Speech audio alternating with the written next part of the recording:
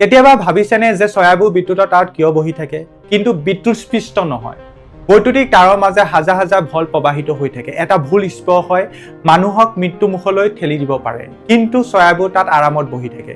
কোনো চক নাই, কোনো ভয় নাই। এইটো কেনেকৈ সম্ভৱ? যাদু নে বেলেগ কিবা?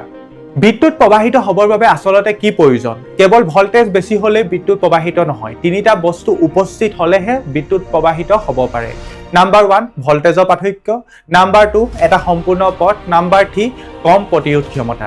যদি বিদ্যুৎ প্ৰবাহিত হ'বৰ বাবে কোনো সম্পূৰ্ণ পথ নাই, তেনে কোনো বিদ্যুৎস্পৃষ্ট নহয়। এইটোৱে হৈছে ইয়াৰ টপ চিক্ৰেট। তাঁৰৰ ওপৰত চৰাই বহিলে কি হয়? যেতিয়া এটা চৰাই এডাল মাত্ৰ তাঁৰত বহি থাকে, ইয়াৰ দুয়োটা ঠেঙে একে ভল্টেজত থকা একেডাল তাঁৰে স্পৰ্শ কৰে, অৰ্থাৎ চৰাইটোৰ শৰীৰৰ ওপৰত কোনো ভল্টেজৰ পাৰ্থক্য নাথাকে।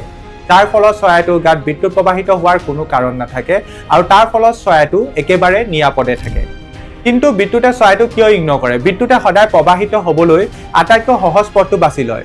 ধাতু তাঁৰ হ'ল অতি কম প্ৰতিৰোধ ক্ষমতা সম্পন্ন, আনহাতে চৰাই শৰীৰ হ'ল বহুত বেছি প্ৰতিৰোধ ক্ষমতা সম্পন্ন। গতিকে বিদ্যুতে কয়, মোৰ ওচৰত মসৃণ ধাতু হাইৱেটো থাকোঁতে চৰাইৰ মাজে মই কিয় পাৰ হ'ম? অৰ্থাৎ ফিজিক্সে দক্ষতা বিচাৰে, জীৱিত শৰীৰ নহয়।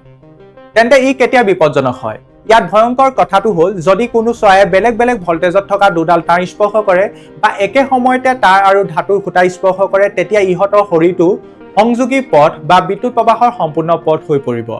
আৰু তেতিয়া চৰাইটোৰ শৰীৰৰ মাজে বিদ্যুৎ প্ৰবাহিত হ'ব, যিটো অতি মাৰাত্মক। কিন্তু চৰাইবোৰ নিৰাপদ, কাৰণ ইহঁতে বৈদ্যুতিক বৰ্তনী সম্পূৰ্ণ নকৰে। স্মাৰ্ট চৰাই, স্মাৰ্ট ফিজিক্স। বিদ্যুতক পানীৰ দৰে ভাবিব পাৰে। উচ্চতাৰ পাৰ্থক্য থাকিলেহে পানী বৈ যায়। যদি কোনো পাৰ্থক্য নাই, তেন্তে পানী বৈ নাযায়। বিদ্যুতেও একেদৰেই কাম কৰে। গতিকে চৰাইবোৰ যাদুৰ দ্বাৰা জীয়াই নাথাকে। ফিজিক্স কি ইহঁতে নাজানে, কিন্তু বুজি পায়, যাৰ বাবে বৈদ্যুতিক তাঁৰত বহি থাকিও নিৰাপদে থাকে। আজিৰ ভিডিঅ'টো যদিহে আপোনালোকে ভাল পালে, তেন্তে এনেকুৱা ধৰণৰ ভিডিঅ'ৰ বাবে আমাৰ এই চেনেলটো তথা এই পেজখন ফ'ল' কৰিবলৈ নাপাহৰিব। ধন্যবাদ।